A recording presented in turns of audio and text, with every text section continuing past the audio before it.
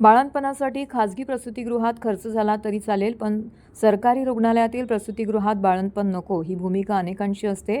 मात्र याला सिव्हिल रुग्णालय अपवाद ठरत आहे. रुग्णालयातील अद्ययावत प्रसूतिगृहात अत्यंत जोखमीच्या प्रसूती पार पडत असून नुकतंच एका महिलेने 3 बाळांना जन्म दिला आहे. आई आणि तिन्ही बाळं सुखरूप असून मंगळवारी त्यांना घरी सोडण्यात आलंय.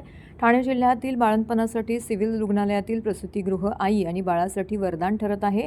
रुग्णालयातील प्रसूतिगृह अद्ययावत असून प्रसूतीसाठी जिल्ह्याच्या कानाकोपऱ्यातून महिला उपचारासाठी येत आहेत. प्रसूतिगृहात जिल्हा शल्यचिकित्सक डॉक्टर कैलास पवार, अतिरिक्त जिल्हा शल्यचिकित्सक डॉक्टर धीरज महागडे यांच्या मार्गदर्शनाखाली प्रसूतिगृहात एका महिलेने 3 बाळांना जन्म दिला असल्याची माहिती बालरोग तज्ज्ञ डॉक्टर सुनेश वानखेडे यांनी दिली आहे. मुंब्र्यातच राहणाऱ्या एका 20 वर्षीय महिलेने 18 फेब्रुवारी रोजी प्रसूतिगृहामध्ये महिलेची सिझरिंग नंतर 3 बाळांना तिने जन्म दिलाय. यामध्ये 2 मुलं 1 मुलगी आहे.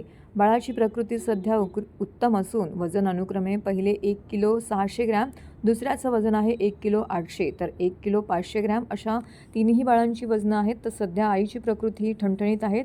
रुग्णालयात केलेल्या योग्य उपचारानंतर आई आणि बाळांना मंगळवारी घरी सोडण्यात आलेलं आहे.